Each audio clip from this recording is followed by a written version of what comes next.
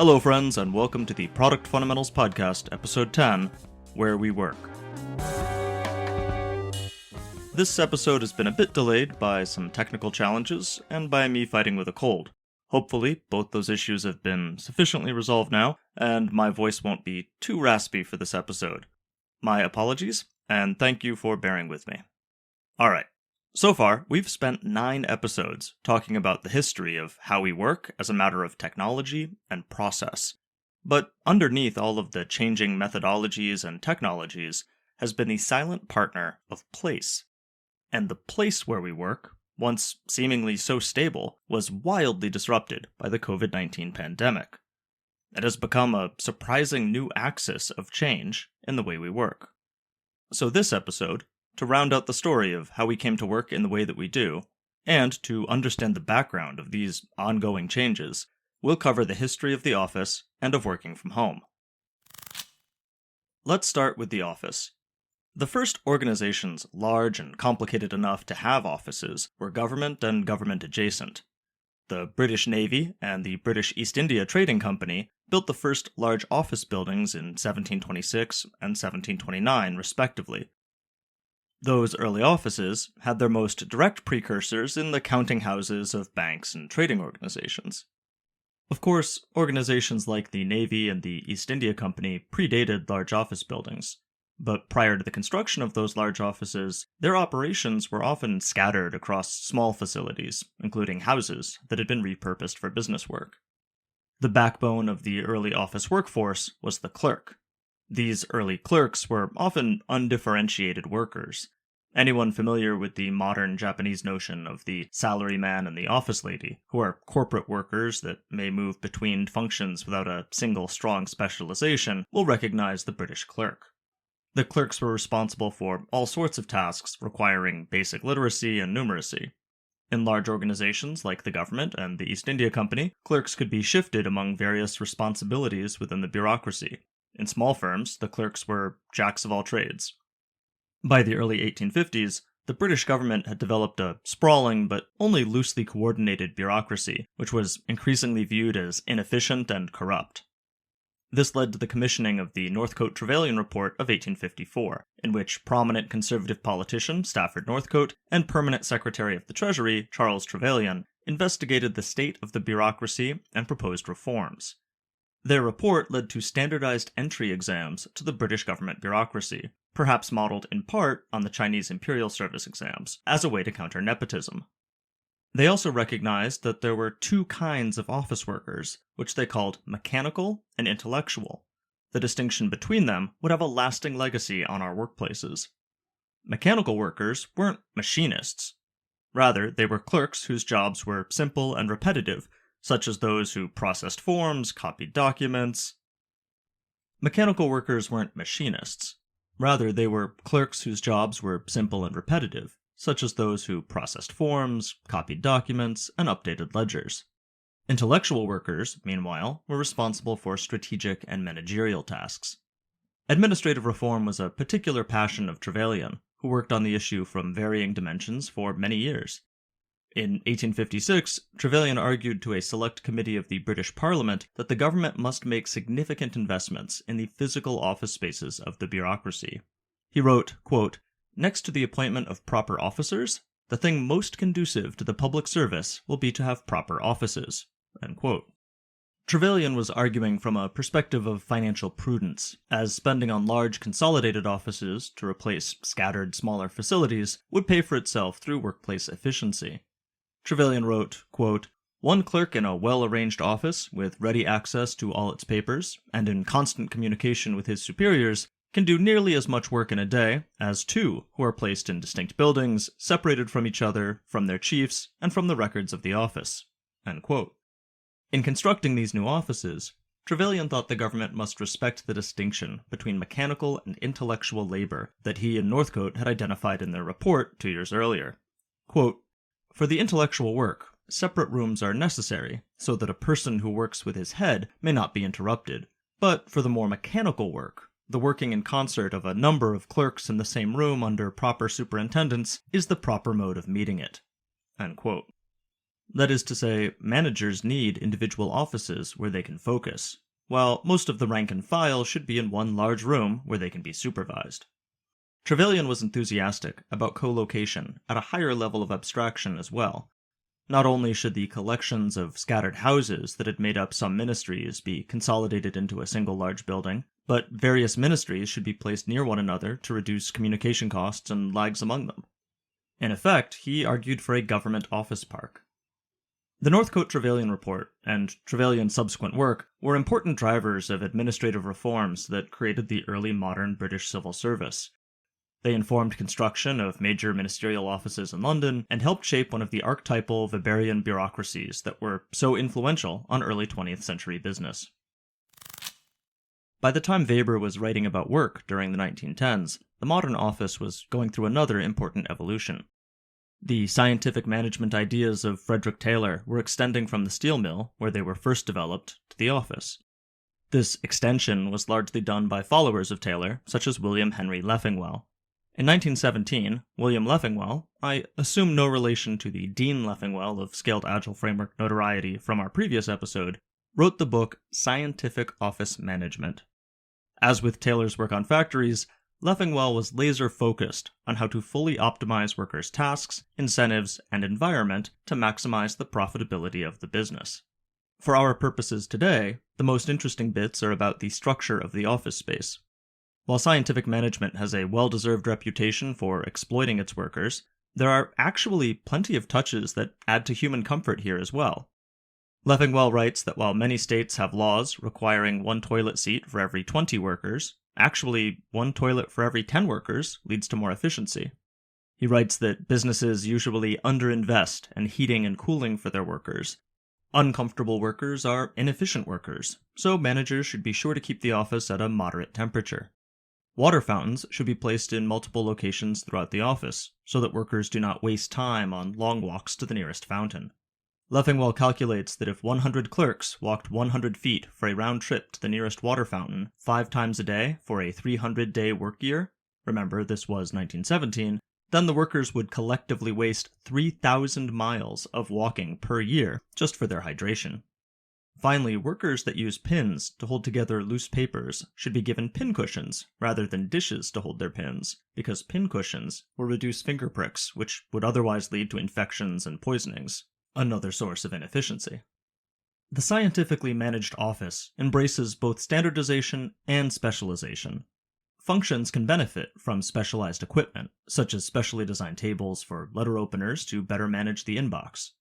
However, workers within a department should use standardized gear to reduce costs and make it easier to propagate the one correct way of doing a given task across all workers.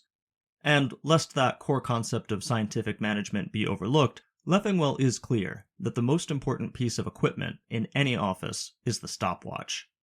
It is the stopwatch that enables the manager or the consultant to measure the time efficiency of workers' actions so that the company can determine the right way to do a task and spread that method across all of its workers. Leffingwell's scientifically managed office space was primarily an open office space, with clerks dispersed in rows of desks in one large open room, with straight paths breaking up each group of 2 or 3 desks to provide easy access to a nearby water fountain.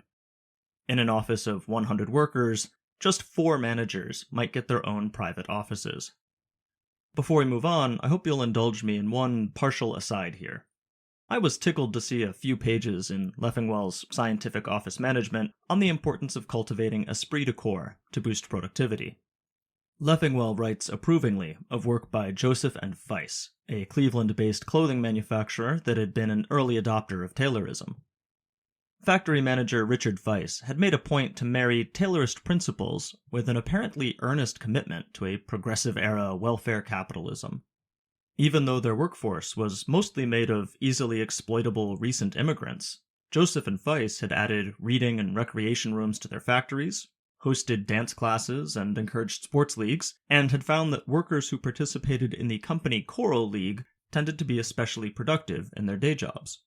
Shortly after Leffingwell's book was published, Weiss would implement a 5-day workweek at his factory, down from the 6-day industry standard. This was 4 years before Henry Ford would be credited as a visionary for doing the same thing in 1921. So the next time someone tells you that it's just spoiled techies at cultish startups who get to enjoy cozy workspaces, extracurricular activities, and shorter working hours, you can tell them that, actually, we're just trying to keep up with early 1900s immigrant garment workers in Cleveland. Alright, let's push forward to the modern office.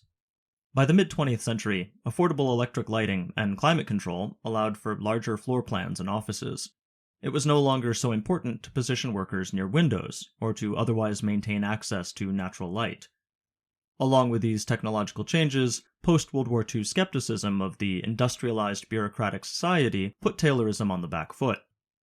As Europe in general, and West Germany in particular, rebuilt from the war, they built workspaces that broke up the monotonous rows of desks associated with the Taylorist era, using dividers, potted plants, varied furniture, and so on, to create spaces that invited teams to sit in clusters, and that created a more organic and unregulated flow of circulation as people moved through the space.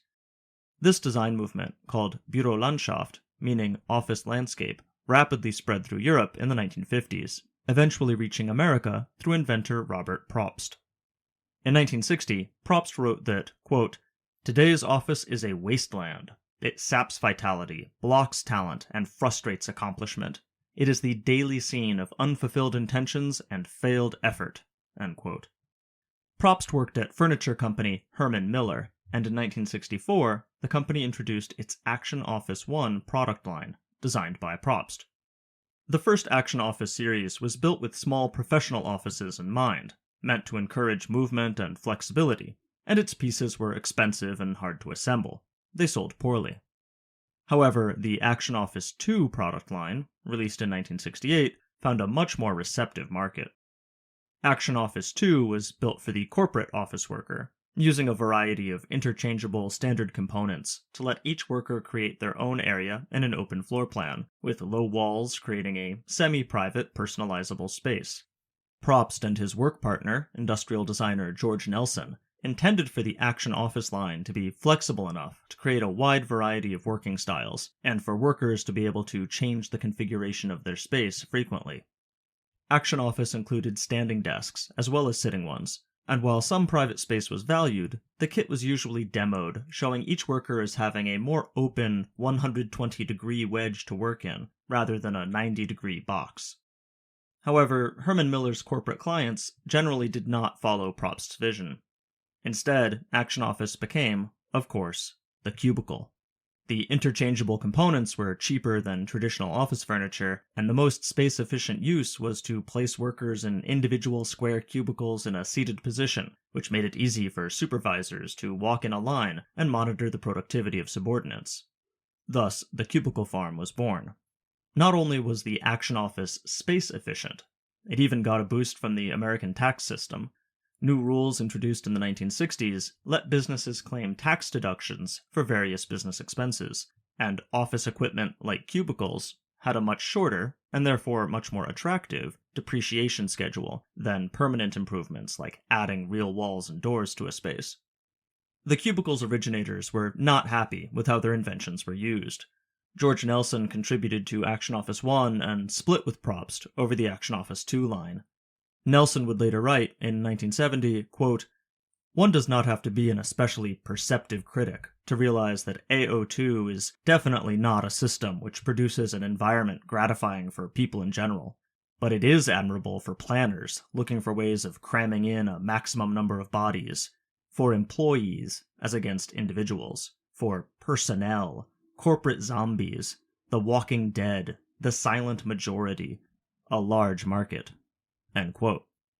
Probst would come to share this sentiment, commenting to the New York Times in 1997 that his intention had been to, quote, "give knowledge workers a more flexible, fluid environment than the rat maze boxes of offices," end quote, but that this concept got lost as companies embraced open-plan cubicle farms to cut costs. Probst continued, quote, "The cubicalizing of people in modern corporations is monolithic insanity," end quote. Nonetheless, by the mid-90s, the International Facility Management Association estimated that 40 million Americans worked in cubicles, which amounted to 60% of the white-collar workforce. Now, what about the technology industry? Well, it turns out that we have long been divided, about dividers. Bell Labs' main facility in Holmdel, New Jersey, which opened in 1962, offered most engineers small offices, and then had deliberately wide hallways and open areas which were intended to stimulate spontaneous conversations. Hewlett-Packard, whose HP Way we touched on in Episode 3, used open floor plans from its early days in order to stimulate more impromptu communication. Andy Grove's Intel proudly used cubicles for everyone, including executives, from shortly after its founding in 1968. Microsoft, meanwhile, spent its early decades firmly committed to each engineer having an office. For fellow software workers who are confused by what I just said, an office in this context means a small room with a door, and that room was for the sole use of just one worker. I know, it's hard to imagine, but Microsoft wasn't alone. Sun Microsystems offered private offices for about 75% of its workers in the 1990s. But then the tide turned. IBM, which had long offered private offices to its office workers, began to switch to open floor plans in 1997. Around this time, the cubicle farms that had dominated the 1980s and 1990s began to give way to the bullpen style of open, low desks that had long been associated with journalistic newsrooms. Indeed, the dot-com bubble seems to have marked an inflection point in the shift towards open and more densely packed offices. New companies like Netscape embraced low-walled cubicles and open spaces that were meant to foster teamwork. Data shows that commercial real estate per office worker across all industries in the US reached its modern nadir in 2001 at just 171 square feet, or 16 square meters, per worker. Space per office worker would rebound after the dot-com crash, and again during the Great Recession, but had nearly slid back to its 2001 low in 2019, before the COVID-19 crisis threw everything out the window. In 2005, Google renovated its offices into the Googleplex, the first of the modern wave of tech office campuses, replete with amenities far removed from traditional office functions. Of course, it was built around large bullpen-style spaces. Facebook would follow suit in 2012 with its own campus on the site of Sun Microsystems' former offices in Menlo Park. Shortly thereafter, Facebook began work on an expansion space for their headquarters, a single open space for at least 2,300 workers. Mark Zuckerberg described it thus, quote, "The idea is to make the perfect engineering space. One giant room that fits thousands of people, all close enough to collaborate together. It will be the largest open floor plan in the world, but it will also have plenty of private quiet spaces as well." End quote. The bullpen office design has its defenders and its supporting advantages, beyond just the cost savings of fitting more people into a fixed space with lower construction costs. Some of these advantages were meant to dovetail with software methodology. A team that shared a tight work area would presumably communicate more.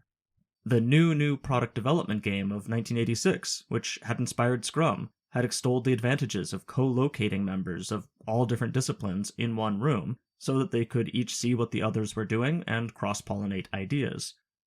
Extreme programming was predicated on pair programming, which is hardly doable from separate private offices. But the bullpen design open office has also come in for plenty of criticism. The most common complaint in polling of employees is, of course, audible distractions. Serious noise-canceling headphones are a part of the standard tech worker toolkit for a reason. The loss of privacy and the added pressure to always appear focused and productive, as well as the need to be seen putting in at least as much time as colleagues, are other common complaints. There are challenges to the better collaboration claim, too. Research reported in a December 2019 article in the Harvard Business Review found that when firms switched from cubicles to open offices, face-to-face interactions between workers actually fell by 70%.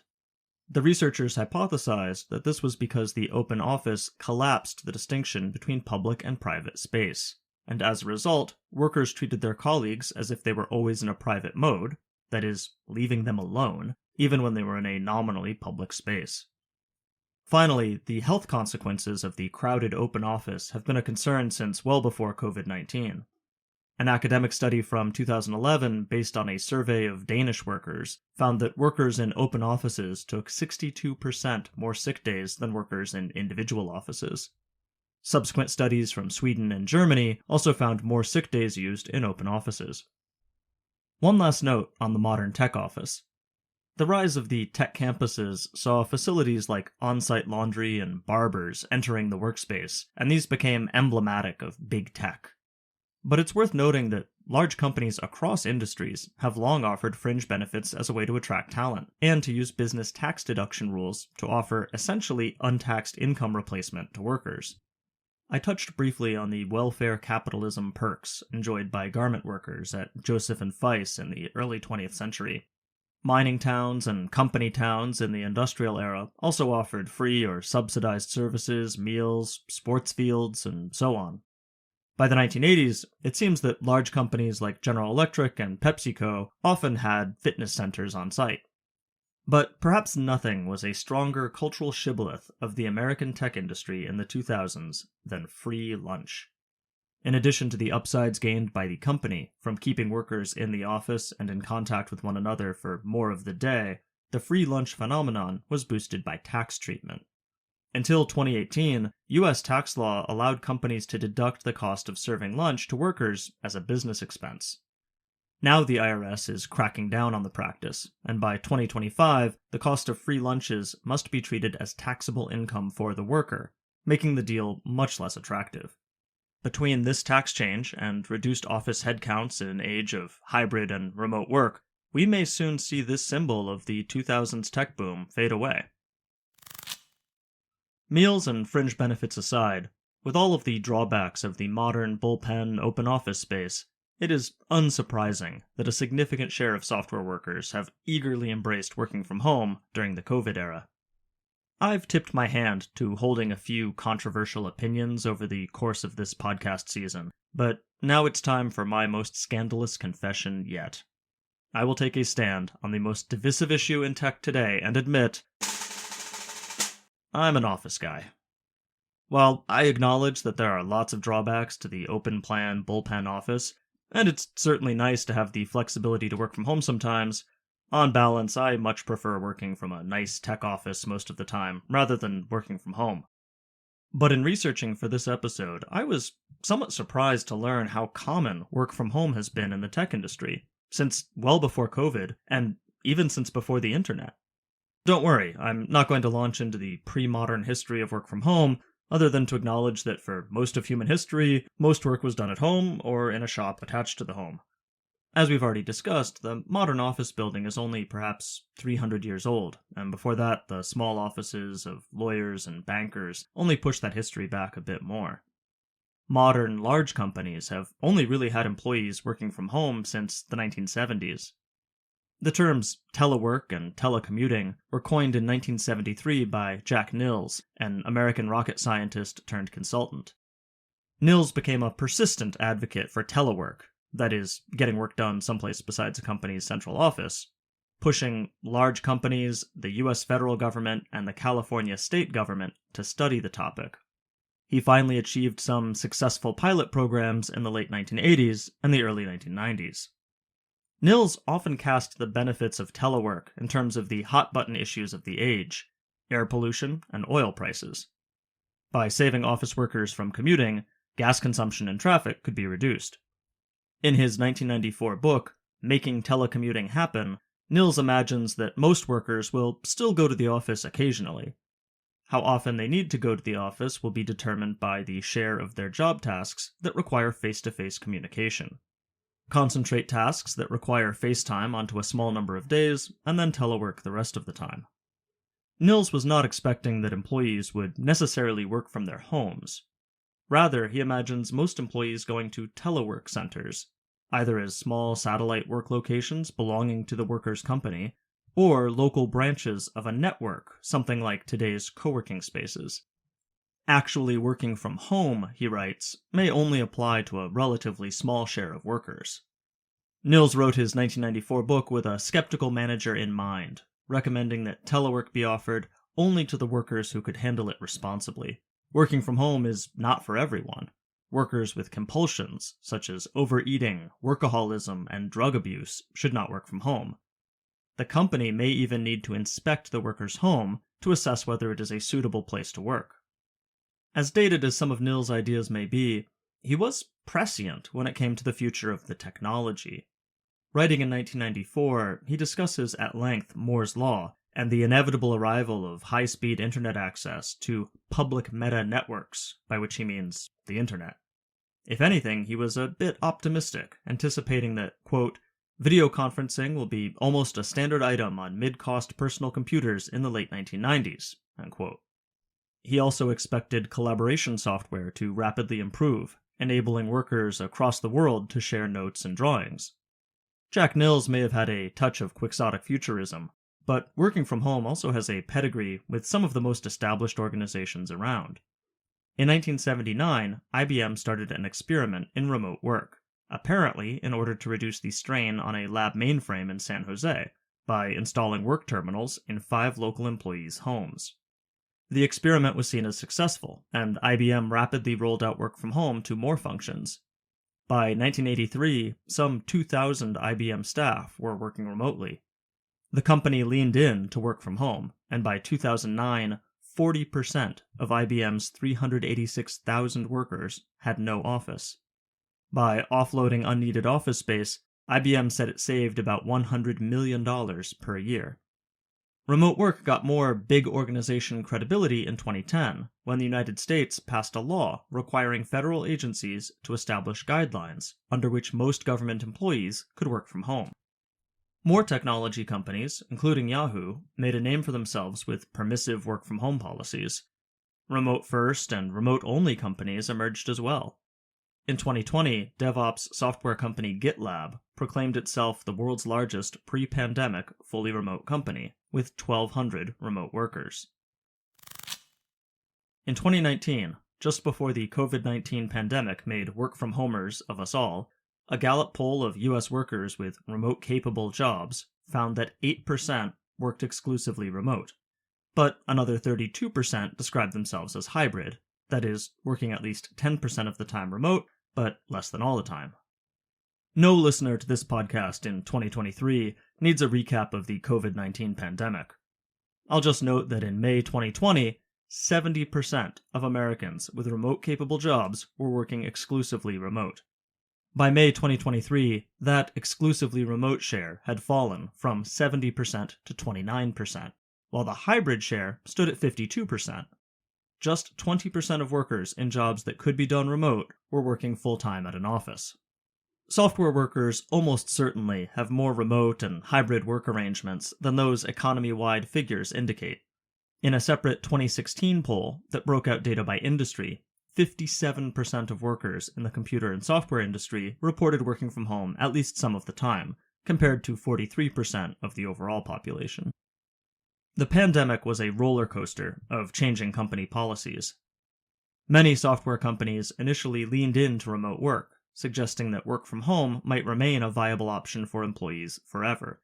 We've since seen some of these companies, such as Google, apply a mix of carrots and sticks to pull people back to the office. While it's easy to see this turn as a one-time post-pandemic adjustment, it's actually entirely consistent with the modern history of work from home, which has involved lots of swinging back and forth. IBM, which saved so much money through its decades of embracing remote work, drew criticism for requiring its 2,600-person marketing organization to return to its offices in 2017. IBM was hardly alone. In 2013, Yahoo canceled its work-from-home policy. In 2014, Reddit did the same. Plenty of other non-software businesses vacillated on remote work before the pandemic as well.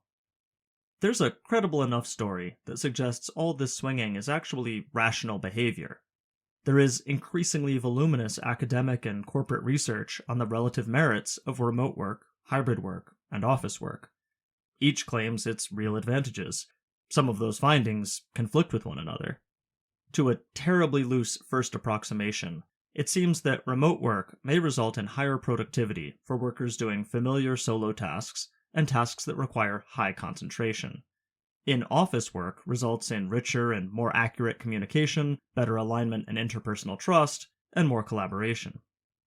Critical to the persistent utility of the office seems to be the Allen curve, first published about by MIT business professor Thomas Allen in 1977.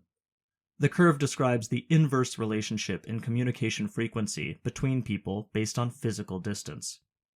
Empirically, we are 4 times as likely to communicate with someone 6 feet away as someone 60 feet away, and we almost never communicate with someone located far from us. Strikingly, this finding holds true across media. Emails and phone calls suffer the same drop. This actually lines up well with one of the principles published alongside the Agile Manifesto in 2001. Quote, "The most efficient and effective method of conveying information to and within a development team is face-to-face conversation." End quote. A more recent study by MIT researcher and consultant Ben Weber found that software engineers discussing a problem exchanged 38 acts of communication if they were in the same office, versus just 8 messages if they were in separate locations. If, as research and intuition suggests, different tasks favor different work settings, then we should expect that individuals, teams, and entire companies will go through cycles when remote work, office work, or some combination of both will be optimal. The way that we work is shaped by where we work, and the right place for that work may be just as shaped by what we're working on. That's all for this episode. Join me next time as we bring this first season to a close by teasing out the themes and forces that have shaped how we work today, and identify what the past can tell us about what we should expect in the future of how we build software. As always, your comments and feedback on this episode are very welcome. You can find a transcript, links to sources, and ways to reach me on the show website at prodfund.com. And if you like the series and you want to hear more, do me a favor and share it with someone you think would enjoy it too. Thank you very much for listening.